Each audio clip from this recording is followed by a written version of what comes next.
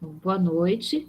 Né? Para quem não me conhece, eu sou Elisa, trabalho na biblioteca da Unesp daqui de Marília, sou bibliotecária, sou mestre em Ciência da Informação e atualmente estou no 3º ano de doutorado em Ciência da Informação, também na Unesp aqui de Marília, tá? Então, hoje a gente vai falar um pouquinho sobre as normas da ABNT, né? Para quem ainda não conhece, para quem já conhece bem, né? A ABNT nunca é demais, porque é uma coisa que a gente usa em toda a vida acadêmica, e aí, por mais que a gente veja, a gente ou esquece alguma coisa, ou passa alguma coisa que a gente fique em dúvida. Deixa eu colocar aqui na tela cheia. Se caso não estiver aparecendo para vocês, alguém me avisa, fazendo favor, tá? Então, o que eu vou falar para vocês hoje é de 3 normas, né? Basicamente de 3 normas. A norma de apresentação, que é a norma que dispõe sobre a formatação e a estrutura do trabalho acadêmico, tá? E também a norma de citações e a norma de referências. Apresentação e referências, isso mesmo. Eu coloquei aqui, primeiramente, a norma de apresentação. Tá? A norma de apresentação ela é de 2011. Eu coloquei esse 2021 que está aqui, porque eu atualizei os slides desse ano, tá? Mas a norma ela é de 2011, a 14724. Eu atualizei esse ano porque, dentro da norma de apresentação, como ele trata da estrutura, então ele menciona, né, em um determinado momento, a norma de resumos, e a norma de resumos teve alteração esse ano. Então, para poder mexer, né, na atualização da norma de resumos, então atualizei os slides, tá? Então, vamos lá, fiquem à vontade se vocês precisarem fazer alguma pergunta, ou então, se vocês preferirem, né, ao final da minha apresentação, porque agora eu não estou vendo vocês e nem no chat, né? Então, ao final da apresentação, aí, né, eu não deixo de compartilhar a tela e vocês fazem as perguntas. Bom, qual é a ordem dos elementos? Então, lembrem que eu falei a norma de apresentação, né? Muita gente confunde, acha que a norma de apresentação trata da apresentação oral, né? Dos trabalhos acadêmicos científicos, então, slides, como você deve fazer a apresentação oral. Mas não, é a apresentação física mesmo, né? Apresentação de estrutura do trabalho acadêmico. Então, notem que aqui tem muitos elementos no trabalho acadêmico. E essa estrutura, né, que a norma dispõe, serve para qualquer tipo de trabalho acadêmico, tá? Então, seja um trabalho de iniciação científica, né? Se for uma coisa mais completa, um relatório, por exemplo, ou um TCC, uma tese de doutorado, uma dissertação de mestrado e até mesmo se for uma tese de livre docência, por exemplo, tá? Então, ele serve para todos os trabalhos acadêmicos. Claro que dependendo do trabalho acadêmico, se for um trabalho mais simples, se for um trabalho de disciplina, por exemplo, ou um relatório FAPESP, ele não vai precisar ter todos esses elementos, tá? Geralmente a gente vai colocar todos esses elementos quando é um trabalho final de conclusão de curso, como o TCC, a tese e a dissertação, tá? E mesmo de toda essa estrutura, vocês vão notar que alguns elementos são opcionais e outros são obrigatórios, tá? Mas a maioria aqui até coloquei. Essa imagem que eu coloquei aqui, gente, pode ver que tem a marca d'água, né, da ABNT. Ela faz parte da ABNT mesmo, tá?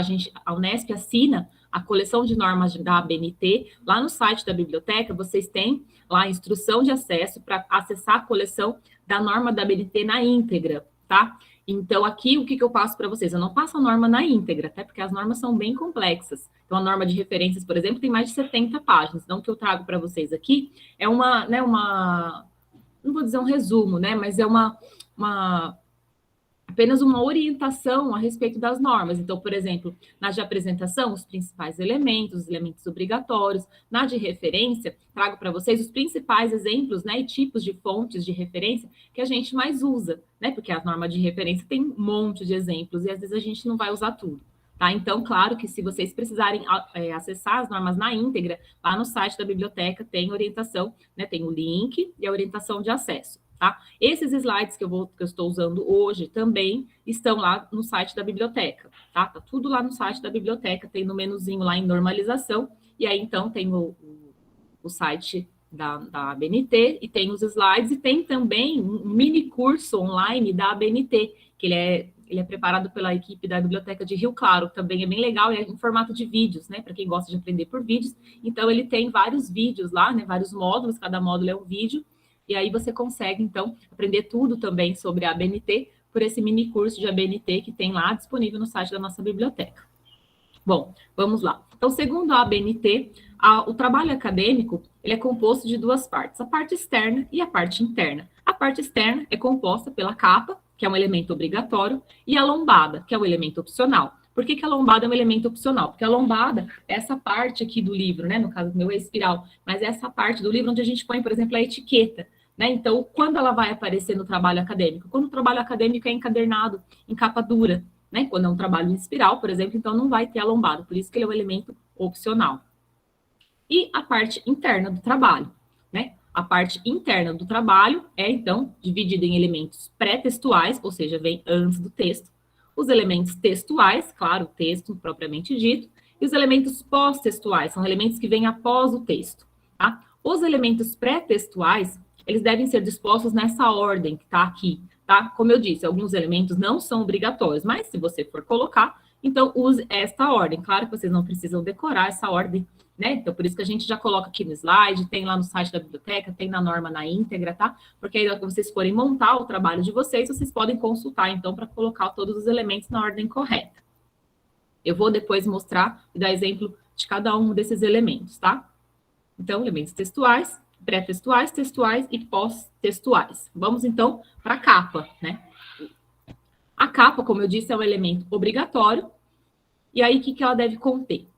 O nome da instituição, meu filho, o nome do autor, né, o seu nome, o título do trabalho, né, e o subtítulo, se houver, a cidade e o ano, tá? Essa ordem, essa forma de como estão dispostos os elementos na capa, gente, na norma não descreve exatamente, porque às vezes eu vejo na internet assim, você deve colocar o nome da instituição, aí você dá 8 enter, coloca o seu nome, dá mais, sei lá, 7 enter e coloca o trabalho. A norma não fala tão detalhadamente assim. Então, o que a gente segue? A gente segue a ordem e os exemplos que tem na norma. Então, fica mais ou menos assim, tá? O título mais ou menos no centro, né? Lá no comecinho, então, o nome da instituição. Não é obrigatório colocar o logo, por exemplo, né? O logo da Unesp, não é necessário, você pode só escrever lá o nome da instituição, tá? E a cidade e o ano. Então, aqui tem todos os elementos. A lombada, lembrando que a lombada é um elemento opcional e deve conter, então, o nome do autor, impresso longitudinalmente legível do alto para o pé da lombada, né? O título do trabalho e a identificação de volume, se houver. Tá? Não é muito comum, né, atualmente, ter mais de um volume o trabalho acadêmico, mas se houver, coloque. Não é obrigatório colocar o ano na lombada, mas geralmente o pessoal das gráficas colocam. E eu acho legal, porque quando fica tudo na estante da biblioteca lá, você já identifica o ano do trabalho, mas não é um elemento obrigatório. E a parte interna do trabalho, né, que é a que causa mais dúvida, que dá mais trabalho, obviamente, para ser feita. A parte interna do trabalho acadêmico, ela é composta por, como eu disse lá, elementos pré-textuais, textuais e pós-textuais. Os elementos pré-textuais são esses aqui, ó. Eu coloquei em negrito os elementos que são obrigatórios. Então, quais são obrigatórios? A folha de rosto, que é aquela que vem depois da capa, que ela parece a capa, mas vem depois da capa, é a folha de rosto. A ficha catalográfica, folha de aprovação, o resumo, né, em português, e geralmente a gente usa em inglês, e o sumário, tá? Esses são os elementos obrigatórios. Todos os outros são elementos opcionais. A folha de rosto, lembra que eu falei? Vem depois da capa, parece a capa, mas não é a capa. A folha de rosto, na verdade, ela tem tudo que a capa tem, mas ela tem algumas informações a mais, tá? Então, ela tem o nome do autor, o título e o subtítulo do trabalho, a natureza do trabalho, né? O que é aquele trabalho? É uma tese, uma dissertação, um trabalho de conclusão de curso, e o objetivo. Então, geralmente, é aquele textinho que coloca assim, né? Dissertação apresentada como requisito parcial para obtenção do título de mestre em ciência da informação, algo assim, tá? Também não é padrão esse textinho, tá? E vocês podem ver junto com o programa, né, de pós, se for pós-graduação, então com a graduação, como que o pessoal costuma colocar no seu curso, tá? Aí tem que pôr o nome da instituição, né, se houver área de concentração, e aí coloca também o nome do seu orientador. Depois, local e ano. Ó, então, aqui tem um exemplo, tá, de folha de rosto, então, lá o seu nome, título do trabalho, cidade e ano. Esse quadrinho aqui, ó, que é onde a gente coloca a natureza do trabalho, na norma também não especifica a distância aqui, mas fala que fica mais ou menos no meio do título. Então, vocês podem colocar aqui com 8 centímetros, né, de recuo, lá coloca lá, formatar, parágrafo, recuo esquerdo, 8 centímetros, e aí ele vai ficar aqui mais ou menos no meio. Tem gente que coloca inserir inserir caixa de texto. Você coloca, insere a caixa de texto aqui manualmente e escreve dentro também, fica certinho, tá?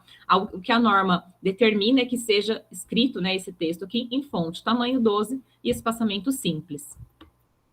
Aí, alinhamento justificado. Vocês vão reparar, gente, até esqueci de mencionar, essa parte de normalização é puramente técnica, né? Então não tem muito assim o que explicar, muito o que entender, é uma coisa assim um tanto maçante, né, para algumas pessoas, mas é um assunto de extrema importância. Tá? Então assim, eu vou apresentando as normas para vocês conhecerem, saberem que existe, né? E aí, e saberem onde encontrar quando vocês tiverem dúvidas. Nada do que eu vou passar aqui para vocês apresentar para vocês, vocês precisam saber de cor, tá? Não o pessoal, só o pessoal de Bíblia precisa saber de cor. Mas vocês podem depois consultar. Então, a minha função aqui, a minha intenção aqui é apresentar para vocês as normas, para vocês saberem que existe, né, conhecerem assim, como funcionam as normas, mais ou menos o que vocês têm que fazer, onde e como vocês têm que procurar na hora que vocês forem fazer o trabalho de conclusão de curso de vocês. Então, vamos lá. Folha de rosto. E aí, depois da folha de rosto, vem lá no verso da folha de rosto a ficha catalográfica. Não sei se vocês já viram alguma, né? Em livros também é bastante comum ter atualmente aquele quadrinho, né? Que fica lá com as informações bibliográficas do livro, né? Quem é o autor, qual que é quem que publicou, qual foi o ano, quantas páginas, né? Quais os assuntos, né? As palavras-chave daquele documento. Então, são as informações bibliográficas. Vocês não precisam fazer, né? Digitar a ficha catalográfica. Até um tempo atrás, até 2018, se eu não me engano, era a biblioteca que fazia a ficha catalográfica, né? Só na versão final, tá, gente? Do TCC, da tese da dissertação. Mas aí, como aumentou muito a demanda, então a Unesp, né, fez um sisteminha que gera automaticamente a ficha catalográfica. Tem aqui, ó, o linkzinho, então lá no site também tem. Você clica aqui, vai abrir um formulário, você preenche com os seus dados, os dados do seu trabalho, né, os campos, e aí, pronto, o sistema gera a ficha catalográfica, dá um print, recorta lá e coloca no seu trabalho, ela fica exatamente como essa daqui, tá? Aí, depois da folha de rosto com a ficha catalográfica no verso, vem a folha de aprovação. Na folha de aprovação, o que que vai? Reparem que ela também tem os mesmos elementos da folha de rosto, né? E o que vem de diferente são os membros da banca. Então, vai lá, o seu nome, o título do seu trabalho, subtítulo se houver. Aqui, esse textinho é o mesmo que está lá na folha de rosto, né? Da natureza do trabalho, do orientador. Banca examinadora. O orientador vem aqui, perdão, aqui não precisa pôr. Aqui vem, então, o seu orientador e os membros da banca. Não precisa colocar titular e suplente. Você vai colocar quem efetivamente esteve na sua banca. Então, né, se o titular faltou e quem participou foi o suplente, então, naquele momento, ele é o titular e você vai colocar aqui quem participou efetivamente da sua banca. E aqui, ao final, você vai colocar, né, o dia, o mês e o ano da sua defesa. Bom, outros elementos pré-textuais que vem após a folha de aprovação. A dedicatória é opcional, né? Que quando o pessoal coloca assim, dedico este trabalho à minha mãe e ao meu pai, por exemplo. Aí, em outra página, cada elemento em uma página diferente, tá, gente? Não vai colocar tudo na mesma página para economizar, porque não pode. Tá? Então, você faz uma folha com a dedicatória, outra folha com os agradecimentos. Os agradecimentos também não é um elemento obrigatório, é um elemento opcional. Entretanto, se você for bolsista, CAPES, por exemplo, você precisa necessariamente agradecer a sua agência de fomento, tá? Então, não é só de bom tom que você agradece, é obrigatório mesmo que você agradeça, inclusive, se eu não me engano, acho que a CAPES, você precisa colocar, inclusive, o número do processo, alguma coisa assim, tá? Então, os agradecimentos, embora sejam, né, um elemento opcional, então é de bom tom que você coloque, e se for bolsista, você tem que, obrigatoriamente, agradecer a sua agência de fomento. A epígrafe. A epígrafe é aquele textinho que vem, né? Geralmente vem do cantinho ali inferior direito, que a pessoa coloca ou uma frase que ela gosta. Alguém tem alguma dúvida? Quer perguntar? Acho que alguém ligou o microfone. Bom, então seguimos. Se vocês quiserem, fiquem à vontade. Então, pode colocar uma frase que você gosta, às vezes coloca um poema, ou algum outro textinho que você, né, goste, né? Que representa, né, o seu espírito naquele momento. Então, você pode colocar lá uma epígrafe, tá? E aí, se você for colocar, gente, na norma não diz, porque na norma não explica muito sobre a epígrafe, porque é um elemento opcional. Mas, assim, geralmente o pessoal da banca cobra, né? Então, geralmente a gente orienta a pessoa que colocou a epígrafe colocar a fonte, né? Porque às vezes você coloca lá um trecho de uma música e a banca vai falar, olha que legal, você fez citação no texto inteiro e não colocou aqui de onde você tirou esse trecho. Então, né, se você optar por fazer uma epígrafe, né? De um trecho, de uma música, de uma citação que seja, coloca lá a fonte, desse textinho que você pegou. E, então, o resumo, né? O resumo, ele é um elemento obrigatório nos trabalhos acadêmicos, tá? Lembra que eu falei que a norma de resumo teve atualização esse ano. Até coloquei aqui um slide exclusivo, né? Com as observações que foram atualizadas esse ano. O resumo deve ressaltar, ó, é NBR 6028 de 2021, fresquinho. O resumo deve ressaltar o objetivo, o método, resultados e conclusões do seu trabalho, tá? Eu já vi a pessoa fazer resumo assim, pega o primeiro parágrafo ou o segundo da introdução e coloca no resumo. Tá errado, gente. O resumo tem que conter todo o trabalho, tá? Então, você pode até pega uma frase da introdução, pega uma frase dos objetivos, uma frase da metodologia, uma frase da conclusão e monta o seu resumo, tá? Que seja. Mas ele tem que conter todo o seu trabalho, tem que resumir todo o seu trabalho, não é só o assunto. Tá? Então, você pode, por exemplo, usar frases concisas, né, e significativas, explicando o tema principal. Por exemplo, ó, este trabalho trata do tema tal. Sei lá, foi escolhido o método, tarará, coloca a metodologia, o objetivo do trabalho foi esse. Como resultado, tive isso, isso e isso, concluímos que é isso, tá? Então, ó, frases curtas, objetivas, não enumeração de tópicos, tá? Embora a área da saúde, talvez algumas outras áreas usem também o resumo, esqueci a palavra, mas é que ele vem assim, resumo estruturado, acho que é, então coloca assim, né? Objetivo. Objetivo, 2 pontos. Qual é o objetivo do trabalho? Método, 2 pontos. E coloca o método do trabalho. Também se usa assim, mas não em tópicos, é no corpo do texto mesmo que ele aparece, tá? Parágrafo único, espaçamento simples, tá? O espaçamento do resumo, nessa última norma de 2021, não fica explícito, gente, como é o espaçamento do resumo. Então, assim, mantive, né, a orientação que a gente já dava antes de fazer em espaçamento simples, embora na norma tenha ficado não tenha ficado claro se usa o espaçamento simples, como a gente usava até a norma anterior, ou então se você mantém a formatação do texto e usa espaçamento 1,5, né? Vamos ver aí se eles lançam alguma errata sobre a norma explicando melhor isso daí. Mas, por enquanto, tenho orientado a continuar fazendo espaçamento simples. Convém usar o verbo na terceira pessoa do singular. Então, né, este trabalho apresenta, né, essa pesquisa apresenta isso e isso. Quando o resumo estiver inserido no próprio documento, é opcional colocar a referência do próprio documento, né? Não sei se vocês já viram. Então, tem lá o resumo e acima do resumo tem a referência daquele documento. Então, se é o meu trabalho, vamos supor, a minha tese. Então, eu coloco lá, né, o meu nome, o nome da minha tese, nananã, e ponho o resumo embaixo. Não é obrigatório colocar essa referência do próprio trabalho, tá? Porque o resumo está dentro do trabalho, então é óbvio que se trata dali. Apenas quando você vai, eu preciso entregar um resumo, o professor pediu um resumo do livro tal, vou entregar a folha solta para ele. Aí você põe a referência, né, porque para contextualizar aquele resumo. As palavras-chave devem figurar logo abaixo do resumo, antecedidas da expressão palavras-chave, separadas entre si por ponto e vírgula. Na norma anterior era ponto, gente. Quase todo mundo colocava ponto e vírgula. E aí eu ficava corrigindo. Gente, não é ponto e vírgula, é ponto, é ponto, é ponto. E agora, então, é ponto e vírgula entre as palavras-chave, tá? E então, você vai usar as letrinhas minúsculas, a não ser, claro, que seja nome próprio. Mas então, separa as palavras-chave entre si por ponto e vírgula. E finalizadas por ponto. O resumo de trabalhos acadêmicos deve ter, então, de 150 a 500 palavras. E o resumo em língua estrangeira, né? O abstract. Claro que você vai usar a mesma norma, a mesma estrutura do resumo em língua portuguesa, você vai, então, usar no outro idioma, que na Unesp a gente usa, né, como padrão o inglês. Então, ó, o elemento obrigatório com as mesmas características do resumo em língua vernácula, né, que em português é elaborado conforme a NBR 6028. E as listas, né? Vocês já devem ter reparado em outros trabalhos acadêmicos que às vezes tem bastante listas, né? Então tem listas de tabelas, lista de mapas, lista de gráficos, lista de siglas, lista de figuras, tá? As listas, gente, são elementos opcionais. Se, por exemplo, no seu trabalho você tiver 2 tabelas, por exemplo, não tem necessidade de fazer uma lista de tabelas, tá? Então coloquei aqui, né, só o exemplo para mostrar para vocês. Mas não tem necessidade, é um elemento opcional. Agora, se o seu trabalho, a característica dele, você usou muita fotografia, muita figura, muito mapa, ou muita tabela, ou muitos quadros, é interessante, sim, que você faça uma lista de tabelas, uma lista de figuras. Se você optar por fazer, faça separado. Aqui está grudadinho, né, para economizar espaço no slide. Mas, então, é uma lista de tabela, uma lista de mapa, uma lista de gráfico, uma lista de siglas, tá? Todas em páginas separadas.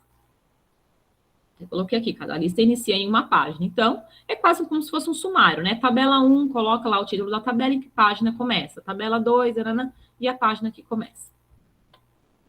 E o sumário, né? O sumário é um elemento obrigatório, tá, gente? E tem uma norma específica que trata de sumário, que é a norma NBR 6027 de 2012. Então, ela está fazendo quase 10 aninhos aí a norma do sumário. Inclusive, gente, também é interessante observar que algumas pessoas falam, né, ou têm essa impressão de que as normas mudam sempre. Ah, eu preciso fazer porque as normas mudam sempre. Elas não mudam sempre, tá? Pode ver, a do sumário é de 2012, a de citações é de 2002, deve estar para sair aí uma nova. Tá? Então, elas não mudam sempre. O que acontece? São muitas normas. E, às vezes, uma atualiza agora. Aí, o ano que vem, atualiza outra, né? Que nem esse ano atualizou de resumo. Aí, vamos supor que o ano que vem atualiza de citações. Aí, daqui 2 anos, talvez, vamos supor que mude essa daqui, que é 14724 de apresentação. Então, como muda uma aqui ou outra ali, a cada, sei lá, 2, 3 anos, algumas pessoas têm a impressão de que elas mudam sempre, mas não mudam, fiquem tranquilos. Tá? Quando mudar, a biblioteca avisa. Gente, olha, teve alteração da norma, corre lá que a gente corre e já atualiza tudo. Teve a de resumo, na mesma semana a gente atualizou no site, já atualizou o slide, tá? Para vocês estarem sempre bem informados. Vamos lá com a norma de sumário. Esse exemplo de sumário que eu peguei aqui, gente, ele é da norma, tá? Ele tá exatamente aqui, ó, pode ver que é um print. A norma da ABNT eu coloquei aqui, para não gerar dúvida. Então, elaborado conforme a NBR 6027 de 2012, a palavra sumário deve ser centralizada, embora aqui não diga que seja em letras maiúsculas, mas no exemplo está letra maiúscula, então a gente segue letra maiúscula. A subordinação dos itens deve ser destacada com a mesma apresentação do texto, ou seja, se aqui você escreveu, ó, introdução, com letra maiúscula e negrito, lá, na hora que começar seu texto, introdução, você vai escrever igual, letra maiúscula e negrito, tá? Os elementos pré-textuais não constam no sumário. Eles vêm antes do sumário, então não põe eles no sumário. Não põe, pode ver, não tem aqui, ó, lista, não tem resumo, não tem agradecimentos, não tem nada, tá? Então, o sumário vai da introdução para frente. Então, os elementos textuais e os pós-textuais. Os pós-textuais devem conter no sumário. Os indicativos das seções devem ser alinhados à esquerda, ó. Então, repare que fica assim, ó. Ele não fica tudo grudadinho aqui, ó. Então, as letras, né, elas ficam alinhadas uma abaixo da outra de acordo com o último item aqui da subordinação, tá? Então, é exatamente assim que fica. Às vezes, gente, quando vocês vão fazer, por exemplo, o sumário automático, às vezes é difícil vocês colocarem essa formatação. Tem que, né, o sumário automático, ele não vem assim, você tem que mexer lá na formatação para ele ficar assim. Às vezes é fácil, às vezes é difícil. Se você não conseguir deixar ele assim, dificilmente alguém da banca vai, né, implicar ou tirar um ponto seu por causa disso. Pelo menos eu nunca ouvi falar. Mas tentem, né, colocar o mais próximo da norma possível. E a paginação é apresentada à margem direita, tá? Então, que embora no resumo, no sumário da norma não tenha aqui, mas então aqui a gente costuma colocar os pontinhos, né, os tracinhos, então a paginação. Para fazer o sumário, gente, para quem não sabe fazer o sumário automático no Word, né, no Word ou no Google Docs, é possível fazer um sumário manual, tá? Como eu fazia aí há alguns anos atrás, quando não tinha sumário automático ainda, é inserir tabela, tá? É bem fácil, vai inserir tabela, coloca 3 colunas e a quantidade de linhas que você tiver aqui. E aí, na primeira coluna, você põe só os números, na segunda coluna, você coloca isso daqui, e a terceira coluna, você coloca as páginas. Tá? Aí depois que você arrumou tudo certinho, você vai lá e tira as bordas da tabela, fica retinho, porque se você for só escrevendo aqui e pulando os espaços, ele nunca fica retinho. Tá? No inserir tabela fica perfeitinho. Tá? Mas, se você precisar de ajuda para fazer o sumário automático, lá no site da biblioteca tem lá um linkzinho de como fazer sumário automático. Aqui, sumário. E os elementos textuais. Então, o sumário, vou voltar aqui, o sumário é o último elemento pré-textual. Lembra daquela lista, né, de elementos, né? Folha de rosto, folha de aprovação, agradecimentos, epígrafe, resumo, o abstra, né? Então, o sumário é o último elemento pré-textual. Depois do sumário, o que vem? O texto propriamente dito, tá? Bom, aí vem, né, a parte mais difícil de fazer, que é a introdução, o desenvolvimento e a conclusão. E aí, então, quanto a esse conteúdo, a norma não dispõe, que a norma técnica, essa parte do conteúdo é sua e com o seu orientador, tá? Porque às vezes as pessoas perguntam, Elisa, mas Os objetivos eu ponho na introdução, a metodologia eu ponho no começo, eu ponho depois, onde que eu ponho? Essa parte, a disposição dos capítulos e o conteúdo dos capítulos e subcapítulos, aí é uma decisão sua com o seu orientador, que vai depender da sua área, do seu objetivo, da característica do seu trabalho, tá? Então, pela norma são elementos textuais, então tem toda essa parte, e aí a gente vai falar dos elementos pós-textuais. Os elementos pós-textuais, então, tem aqui, por exemplo, referência, glossário, apêndice, anexo, tá? Qual é o elemento que é obrigatório desses aqui? As referências, tá? Referências são um elemento obrigatório elaborado conforme a NBR 123/2018. Não precisa decorar essa numeração, não. Só se você for se formar em biblioteconomia e for prestar concurso que cai, tá? Mas então, aí eu vou mostrar, vou passar a norma de referência para vocês, tá? Então, as referências constituem um elemento obrigatório em todo trabalho acadêmico. Vocês já devem saber isso, se não souberem, estão sabendo agora, tá? Tem que ficar craque aí em fazer referência. E apêndice e anexo. O glossário, né, eu não costumo mencionar porque não é comum ver glossário em trabalhos acadêmicos. Apêndice e anexo, né, bastante comum ter. E aí, para quem não sabe a diferença de apêndice e de anexo, apêndice é um documento que você elaborou e você quer acrescentar ao seu trabalho, né? Você acha que aquele documento, aquele elemento vai enriquecer seu trabalho de alguma forma. Então, por exemplo, se eu usei um questionário, né, para fazer meu TCC, e aí, então, eu acho que seria interessante, embora eu já tenha discutido os resultados, né, feito as tabelinhas lá na parte textual, eu acho interessante ter o questionário que eu elaborei aqui no apêndice. Ok, eu elaborei o questionário, acrescentei no meu trabalho, então ele é um apêndice, tá? Se eu pegar um elemento externo e quero acrescentar no meu trabalho, é um anexo. Lembrar do e-mail, né? Quando você está escrevendo um e-mail, você precisar anexar, né, alguma coisa de fora, ele é um anexo. Então, só para vocês lembrarem, diferenciarem, então, que apêndice é uma coisa que você produziu e quer acrescentar. Anexo é uma coisa que não foi você que produziu, mas que você quer acrescentar. Então, vamos supor, uma documentação, ou então fiz um trabalho numa escola, quero anexar o PPP da escola. Anexa lá, então, no seu trabalho, no final do seu trabalho, esse anexo, tá? Então, se houver no seu trabalho esses dois elementos, apêndices e anexos, primeiro vem os apêndices, depois os anexos, ou os anexos. Se você tiver mais de um, você precisa diferenciar um do outro, mas você não enumera como capítulo, você vai usar letra. Então, apêndice A, coloca o título. Apêndice B, coloca o título. Apêndice C. Aí você vai colocar aqui. Aqui também, coloquei aqui juntinho para economizar slide, mas são separados, tá? Então, primeiro os apêndices, depois os anexos. E lembrando que apêndices e anexos aparecem lá no sumário, tá? Porque é comum a gente ver assim lá no sumário. Os capítulos, aí vê lá referências, aí vê apêndices, página 15. Aí você, sei lá, 30 que seja. Aí você vai lá e tem 30 apêndices. Ué, mas só tinha um lá no sumário. Então, se você tiver 30 apêndices, lá no sumário tem que estar lá. Apêndice A, o que é? Página tal. Apêndice B, o que é? E sabe, tem que estar tudo lá descrito certinho no sumário. Bom, e a formatação, né? Então, a gente tratou até agora da estrutura do trabalho. A formatação é uma parte bastante importante. Isso daqui também, gente, como eu disse, uma parte que vocês vão usar toda a vida acadêmica, desde o primeiro ano de faculdade, né? Os professores já pedem, até o doutorado, o pós-doc, se vocês forem fazer, tomara que sim. Ah, então, como vocês vão formatar esse trabalho?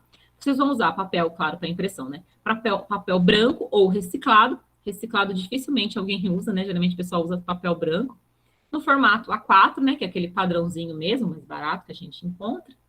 A fonte, né, o tamanho da letra, tamanho 12 para o texto, inclusive para a capa. Gente, não adianta colocar o nome do seu trabalho ou o seu nome bem grande na capa, que fica errado, tá? Tamanho 12. Nenhum momento do seu trabalho acadêmico você vai usar uma letra tamanho maior que 12, tá? Então, tamanho 12 é o padrão. Tem algumas exceções que vão ser menores que 12, maior não. Você vai usar a fonte menor que 12, aí você pode usar 10 ou pode usar 11, por exemplo, para citações com mais de 3 linhas, que eu vou explicar depois, nota de rodapé, paginação, legendas, tá? Aí você vai usar a fonte menor. Mas, em geral, tamanho 12. Capa, resumo, sumário, texto em si, título de capítulo, tudo tamanho, referência, tudo tamanho 12, tá? Recomenda-se imprimir os elementos textuais e pós-textuais em frente e verso. Embora a norma recomende imprimir frente e verso, também não é comum. O mais comum é que a gente imprima só na frente mesmo.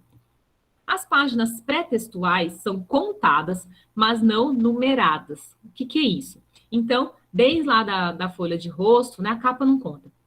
Desde a folha de rosto, eu vou contar as páginas, mas não vai aparecer o numerinho dela lá no cantinho lá, tá?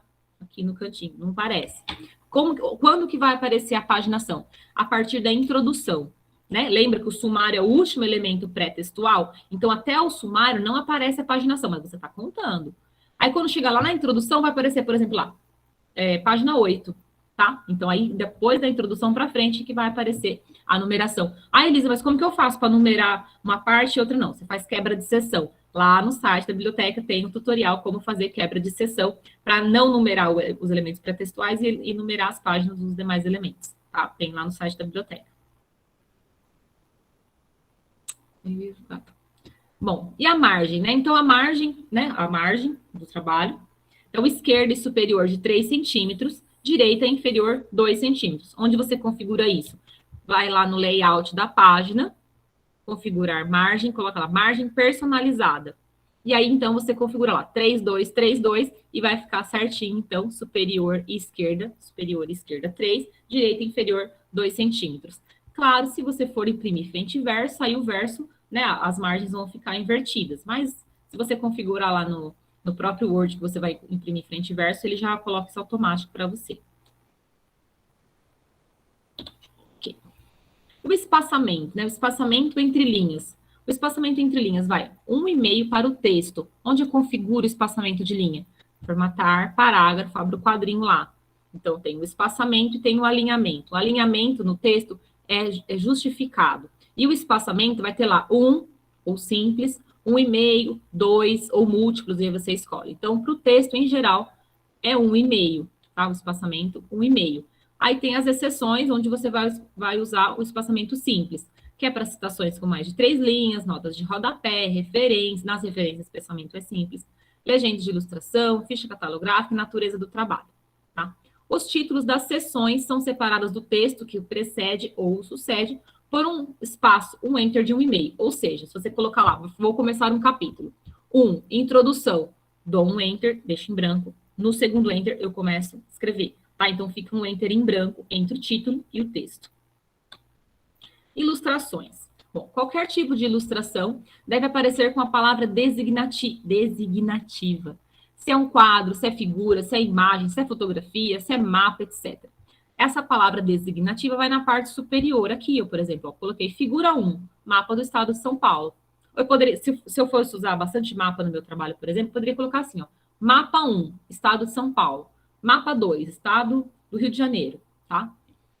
Na parte inferior, a ilustração, você vai indicar a fonte consultada. Obrigatoriamente, você tem que mencionar a fonte, tá? A legenda, se houver, tá? Mas se não houver a fonte, você tem que colocar de onde você tirou aquela figura, aquela ilustração, aquela tabela, aquilo lá que você está acrescentando. Ah, mas e se for um quadro que eu elaborei? Escreve lá que foi você que elaborou. Fonte, elaborado pela autora, por exemplo. Ah, então precisa mencionar a fonte. O título, né, dessa ilustração, ele vem em tamanho 12. A fonte, aqui embaixo, aparece com letra menor. Na norma fala letra menor. Você pode usar 10, pode ser 11, pode ser 9. Acho que 9 fica muito pequeno. Eu costumo usar tamanho 10. Aqui, tabelas. Bom, as tabelas devem seguir a norma de apresentação tabular do IBGE, tá? Na ABNT, manda seguir a norma, né, tabular do IBGE, que é uma norma bem antiguinha até, né, de 93, mas está vigente ainda. Então, essa norma tá até um link aqui, ó, se alguém quiser consultar, mas ela é basicamente isso daqui, gente, uma tabela. Então, denomina-se tabela quando há predominância de dados numéricos. Então, nem tudo que é no inserir tabela do Word é, de fato, pela BNT, uma tabela. Tá? Então, pela BNT e pela essa norma de apresentação tabular, só é uma tabela quando há uma predominância de dados numéricos. Senão, é um quadro. Tá? O título deve aparecer em cima e a fonte e a legenda, né, se houver, embaixo. Não deve haver traços verticais na lateral, aqui, nas laterais. Tá? Fontes e legendas com letra menor e espaçamento simples, né? Conforme eu já tinha falado lá antes, tá? Então, se você for fazer um quadro, né, com as informações, você está organizando os seus resultados, você pode, então, colocar as linhas. Aqui você pode colocar qualquer tipo de conteúdo, dentro? Aí é um quadro. Só é tabela se a maior parte dos dados forem numéricos, tá? E aí você precisa seguir essa formatação aqui, só o cabeçalho, os dados numéricos aqui no meio, sem aquelas divisões de linhas aqui, tá? Bom, aqui acabei os slides da parte da apresentação, né? Da norma de apresentação. Ainda falta a norma de citações e a norma de referências, tá? Então, se vocês tiverem alguma dúvida quanto a essa parte, aí vocês me falam e a gente passa para a parte seguinte, ou então a gente já segue. Se alguém tiver, pode ligar o microfone e falar, tá? Enquanto isso, eu vou abrir no outro slide, enquanto vocês não falam.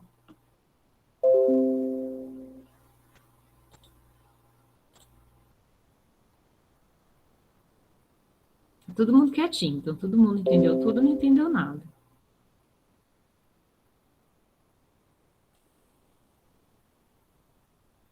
Deixa eu ver se tem alguma coisa no chat aqui antes de eu prosseguir. Não. Bom, tudo bem, gente, vamos lá. Vocês estão quietinhos, então eu vou prosseguir.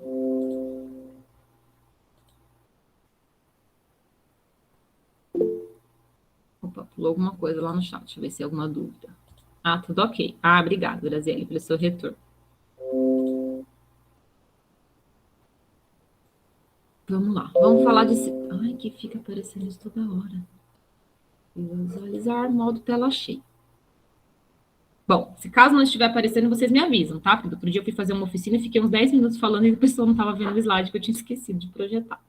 Mas se tiver ok, então seguimos. Então, agora eu vou falar para vocês, vou apresentar para vocês a norma de citações, né? Que é a NBR 10520 de 2002. Então, ela já está aí, já completou maioridade, né? E ela está em revisão, tá, gente? Então, pode ser que o ano que vem ou no outro tenha atualização dessa norma, mas por enquanto, tudo que eu vou passar aqui para vocês ainda está vigente, tá? Então, pode ver, esses slides são de 2019, mas está tudo atual ainda, tá? Não mudou nada ainda na norma de citações. Bom, pela ABNT, existem 3 tipos de citação: a citação direta, a citação indireta e a citação de citação.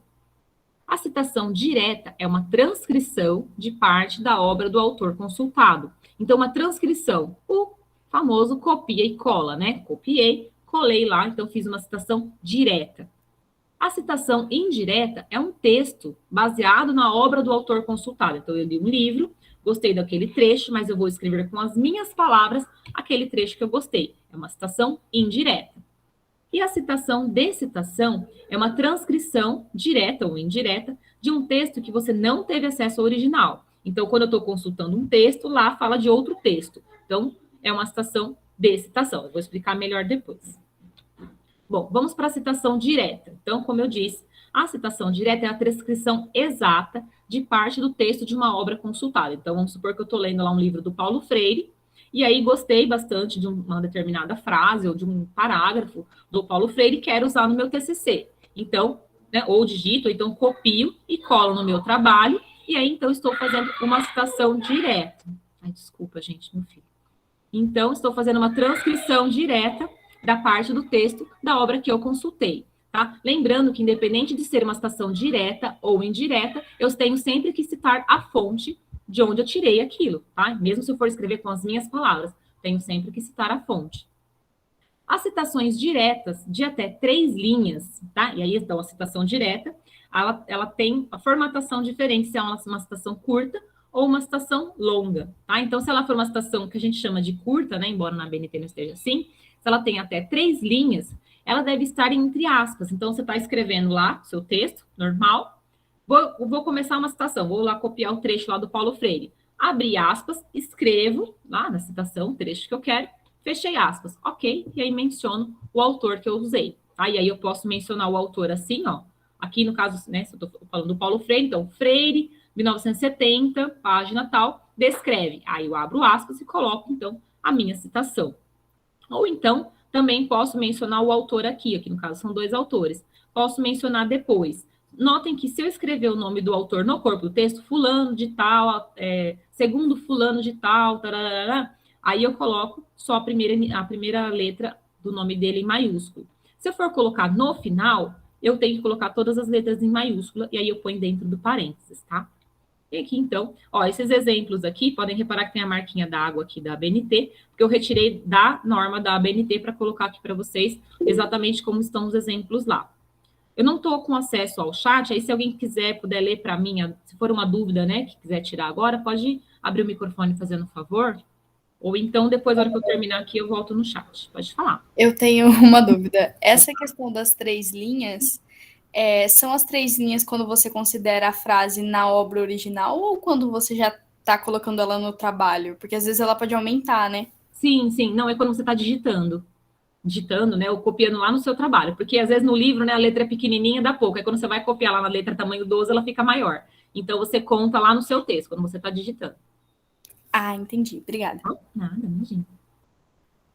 Bom, vamos lá, gente, fiquem à vontade, tá? Essa parte a norma de citação, geralmente, ela suscita muitas dúvidas. Então, fiquem à vontade, tirem as dúvidas, ou durante, ou após a apresentação, ou mesmo no outro dia, em outro momento, que vocês quiserem mandar um e-mail, mas não fiquem com dúvidas, tá? Bom, e a citação direta longa, né? Lembra que eu falei, a citação direta, ela pode ser curta ou longa. Na norma, não fala assim, curta ou longa, fala mais de 3 linhas ou menos de 3 linhas. Mas só para a gente memorizar melhor. Então, lembrando, a citação direta curta, né, de até 3 linhas, ela está lá no corpo do texto, entre aspas.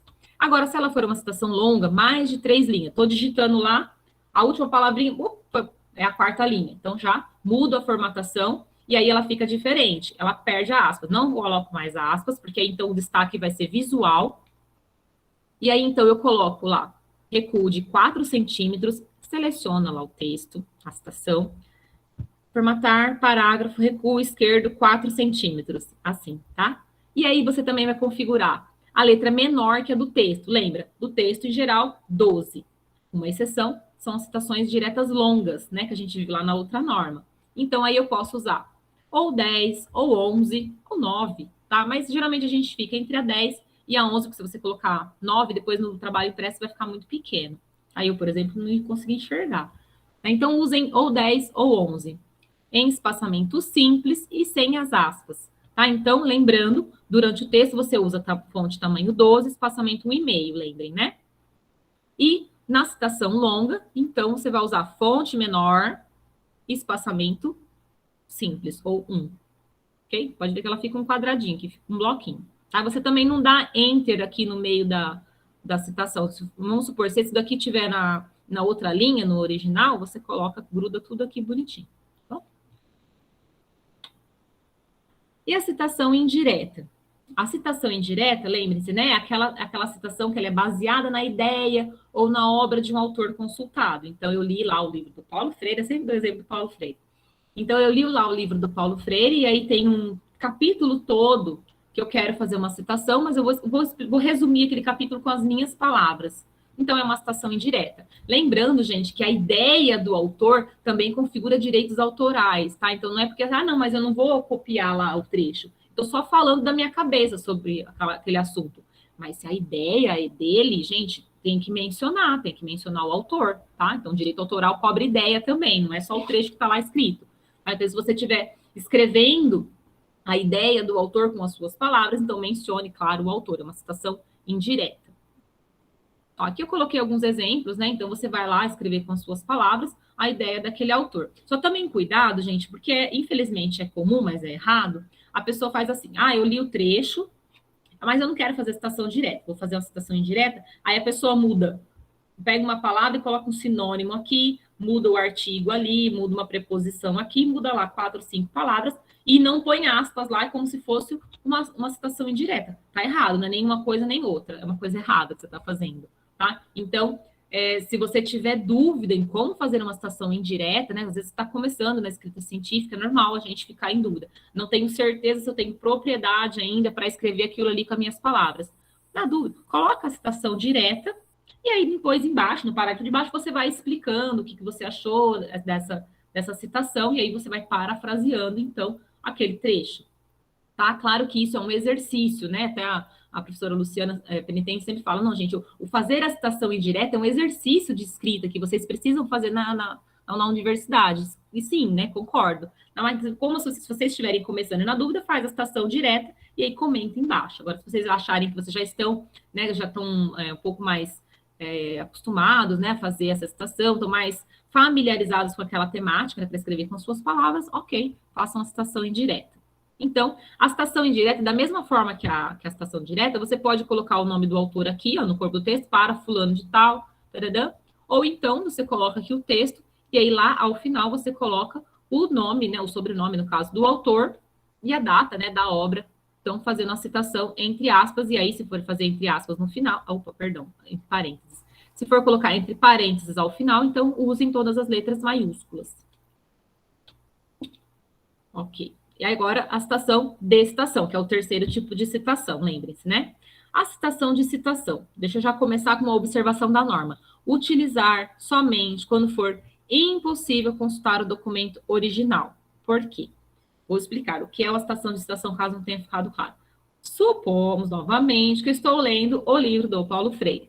Então, eu estou lendo o livro do Paulo Freire, e lá no livro do Paulo Freire, ele, né, o Paulo Freire, cita uma frase de Platão, tá? Aí ele citou uma frase de Platão. Eu achei tão bonita aquela frase de Platão, eu quero usar no meu TCC. Vou pegar essa frase de Platão, que eu achei no livro do Paulo Freire, e vou colocar no meu TCC, lá, coloquei a frase Platão. Isso é uma citação de citação. É quase aquele telefone sem fio, né? Não sei se é da época de vocês, essa brincadeira, que um falou, que o outro falou, que o outro falou. É quase isso, tá? Então, por que você deve usar só se for impossível constar o documento original? Porque o ideal, se eu estou lendo o livro do Paulo Freire, e eu vi uma frase, né, que ele citou do Platão, e eu achei legal, qual é o correto? Qual é a coisa correta que eu devo fazer? Eu pego o livro do Platão. Qual que é desse livro? É a República, vamos supor. Eu vou lá na biblioteca, pego o livro da República, vejo lá onde está essa citação, vejo qual o contexto que o Platão citou, né? Então, eu consulto a obra original, e aí, então, não, realmente, eu acho interessante citar no meu trabalho. E aí, eu vou citar o Platão, tá? Eu cito o Platão, cito depois o Paulo Freire, mas eu cito o Platão, a obra original. E quando for impossível, o que é impossível? Né? Então, de repente, o Platão, né, o autor que o Paulo Freire citou ali, é uma obra que é de, sei lá, 1920, não tem na biblioteca, não tem na internet, ou então está no idioma, né, está em alemão, e eu atualmente não leio alemão, e vamos supor, e aí eu então não consegui ter acesso àquele documento original. Ok, então você faz uma citação de citação, tá? Então tomem muito cuidado, né? A gente apresenta, claro, porque vocês vão ver, né, em alguns documentos, eu sempre aparece com esse aqui, ó, com a PUD, tá? Então você viu a PUD, sabe que é uma citação de citação, ou seja, o autor provavelmente não teve acesso ao original, ou ele não tentou, ele não conseguiu ter acesso ao original, tá? Então, evitem ao máximo. Tem, inclusive, orientador que proíbe o uso do APUD, tá? Mas, então, evitem. Se for o caso e vocês forem usar o APUD, devem usar assim.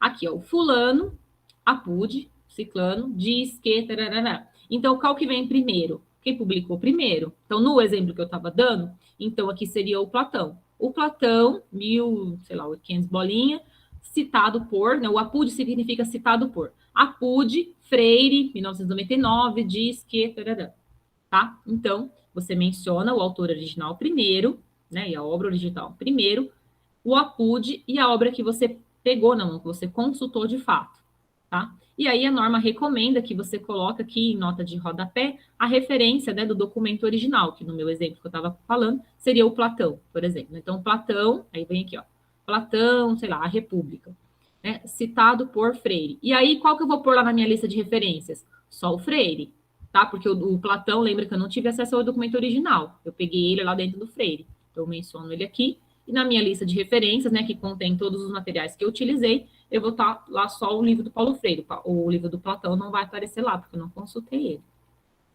Ó, na lista de referências, mencionar a referência completa do documento consultado. Nesse exemplo aqui é o Abreu, no exemplo que eu estava dando seria o Paulo Freire. Bom, outras observações a respeito das citações, né? Supressões, interpolações, comentários, ênfase ou destaques devem ser indicados do seguinte modo. Supressões. O que é uma supressão? Uma supressão é quando eu retiro um trecho da citação, tá? É um jeito horrível de dizer, mas é quando eu como um pedaço da frase, né? Então, se eu peguei lá uma frase do Paulo Freire, vamos usar ele de novo, e aí, então, a frase, sei lá, é muito comprida, ou então eu quero usar, assim, da metade para frente, essa frase dele. E aí, o que eu faço? Eu vou suprimir o início. Então, eu vou pegar da metade para frente e eu preciso indicar que eu suprimi esse início. E aí, eu coloco, então, o sinal de supressão, que é colchete e reticências. Colchete, gente, não é parênteses, tá? Porque a gente vê, eu vejo muito as pessoas usarem parênteses aqui. E o correto é colchete, em trabalhos acadêmicos. Em livro, tudo bem. Mas em trabalhos acadêmicos, pela ABNT, o correto é o uso dos colchetes para indicar a supressão. E a supressão, ela pode ser indicada em qualquer momento da citação. Pode ser no começo, pode ser no meio, pode ser no final. Onde você tiver tirado, né, um trecho da citação, você usa, então, o sinal de supressão. Então, até aqui no começo, os exemplos da própria ABNT, ó, como ele prefere para dar exemplos, frases curtas, então ele vai suprimindo, ó. Então, aqui, olha, o que ele significa aqui? Que ele comeu um pedaço da citação. E aí ele continuou aqui e comeu o final também. Tá? Então, sempre que vocês virem esse sinalzinho aqui, ó, é porque está faltando um pedacinho aqui. E aqui você não vai saber se ele está suprimindo uma palavra, uma frase ou sei lá quantas palavras. Tá? Então, use com moderação, né, o sinal de supressão, para não, de repente, não mudar o sentido da frase ou deixar até sem sentido, tá? Mas pode, é bastante comum o uso do sinal de supressão. Tem até aqui também. Aqui ele usou no começo e no final. Deixa eu voltar lá. Interpolações, acréscimos ou comentários. Não é comum, mas é bom saber que existe. Vocês podem, de repente, lá no meio da citação, fazer um comentário. Não sei qual, nem sei o exemplo, porque é uma coisa bastante incomum. Mas você pode. Você pode colocar qualquer observação sua lá no meio da citação do autor, que você colocou, no caso, uma citação direta. Ou, por exemplo, se é um texto muito antigo, e aí, né, no original, dá a impressão que está faltando uma palavra naquela citação, e aí você quer complementar para melhorar o sentido, né? Aí você abre lá o colchete, coloca lá a palavrinha que você acha que vai melhorar o sentido daquilo e fecha o colchete. O leitor, quando ele olhar para a citação e vir lá a palavra dentro do colchete, ele vai entender, ou deveria entender, que aquilo é uma intervenção sua, que você fez um complemento ali. No jornalismo, o pessoal usa isso também, né? A gente vê bastante. Então, quando a pessoa está... Às vezes a pessoa está falando e aí na entrevista, por exemplo, né?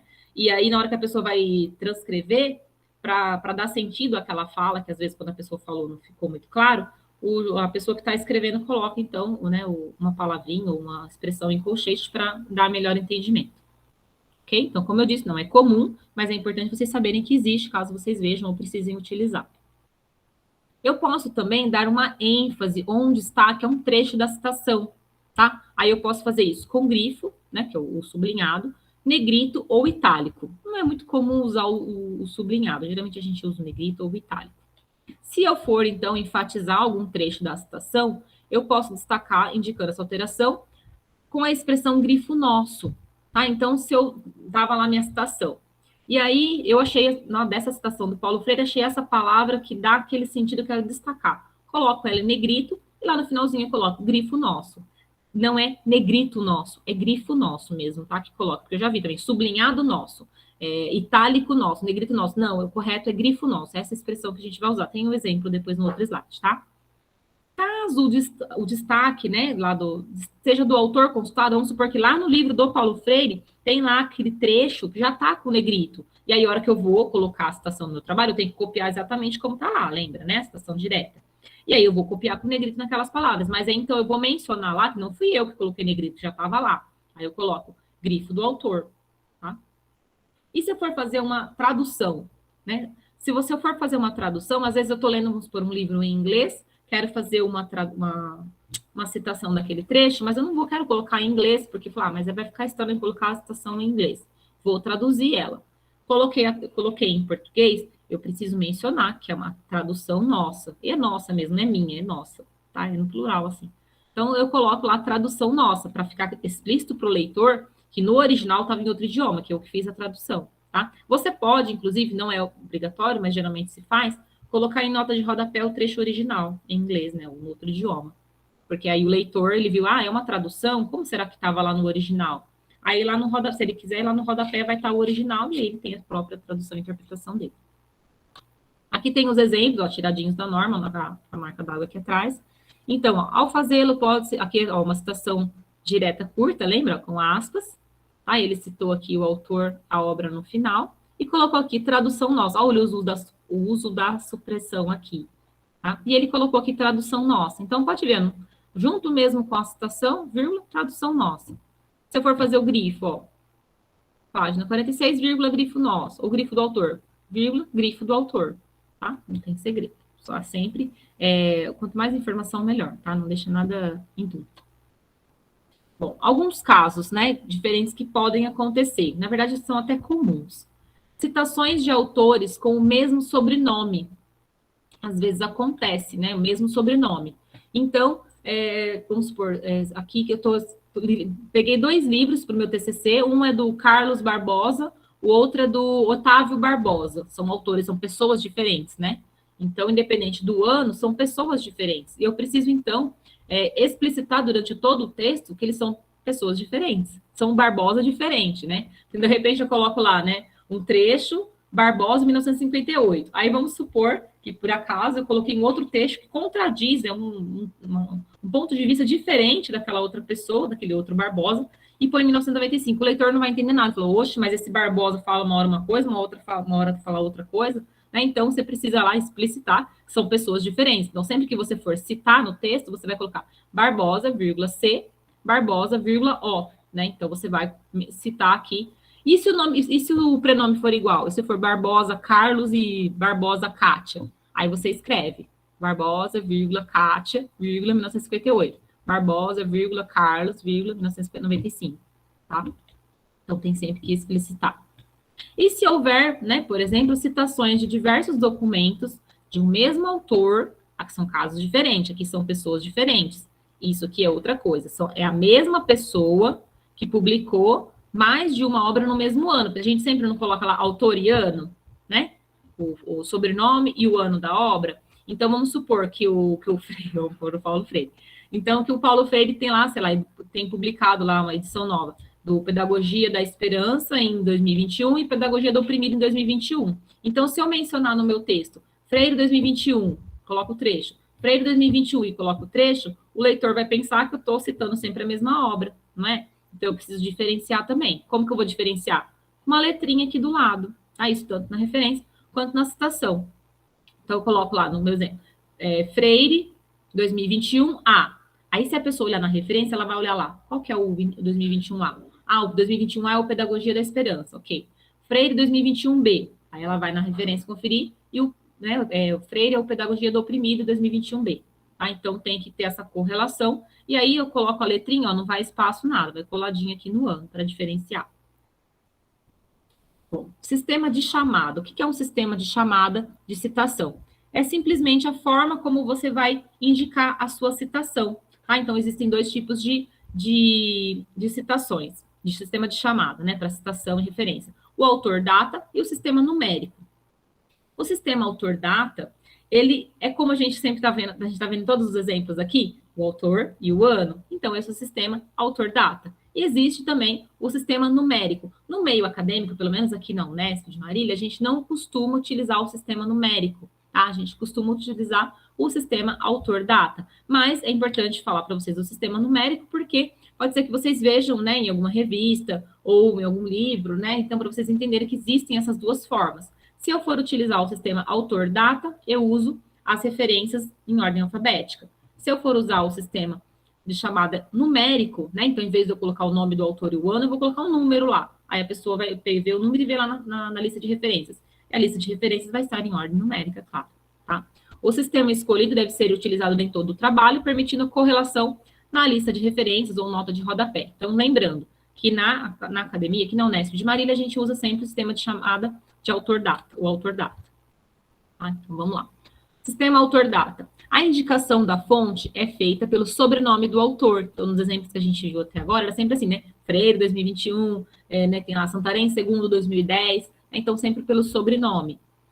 Pelo sobrenome do autor, né? Isso aqui é o caso mais comum. Ou então, o nome da entidade responsável. Então, vamos supor que esse documento que eu estou usando não tem a pessoa que escreveu, mas tem uma entidade, por exemplo, a Unesp, por exemplo, a ONU. Tá? É um documento da ONU, é um documento institucional. Então, eu posso colocar o nome da entidade responsável. Aí, autor, entidade, a gente fala, também posso.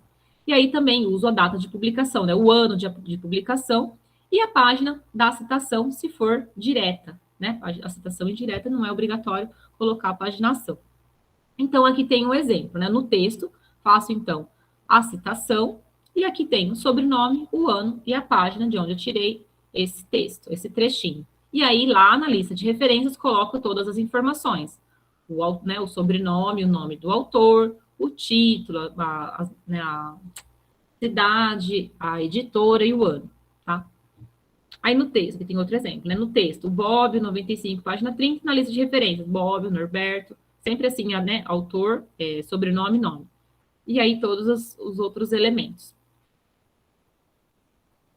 E se não houver indicação de autoria? Às vezes acontece, né? Principalmente documentos digitais, documentos na internet, às vezes acontece de não ter o nome do autor nem da entidade responsável por aquele documento, por aquele artigo, vamos supor. Aí como que eu faço para indicar, para fazer a citação? Eu uso a primeira palavra do título, tá? Seguida de reticências, no caso das obras sem indicação de autoria, seguida da data de publicação e a página da citação, no caso da citação direta. Então, aqui tem um exemplo, né? Então, tem a citação aqui, e é um anteprojeto de lei. Então, não tem uma pessoa responsável. Como que eu faço? Né, aqui a entrada, né, que a gente fala. Eu uso a primeira palavra do título, que no caso é anteprojeto de lei, então eu uso só a primeira palavra e reticências, tá? Coloco primeira palavra e reticências. A gente usa bastante isso aqui também para fazer citação de vídeos, né? Vídeos no YouTube, ou às vezes reportagens, né? Então, a gente usa a primeira palavra do título e as reticências. A primeira palavra, então, você coloca em letras maiúsculas. Aí, vírgula, o ano e a página. E na lista de referências, você também vai fazer, como não tem autor, você vai direto para o título. E aí, a primeira palavra do título coloca em letras maiúsculas e os demais elementos. Gente, esqueci de pegar água. Se o título iniciar por um artigo ou monossílabo, esse deve ser incluído na indicação da fonte. Então, aqui tem um exemplo, né? O título é A Flor Prometida. Então, eu não vou fazer a citação e colocar lá, né? A reticências, vai ficar estranho. Então, eu ponho A Flor, reticências, e aí, né, o ano e a página. Aqui também, ó, por exemplo, nos canaviais. Então, coloco lá o nos canaviais, reticências e os demais elementos. Aqui tem o sistema numérico, também vou falar rapidamente, só para vocês saberem, né? Então, como que diferencia?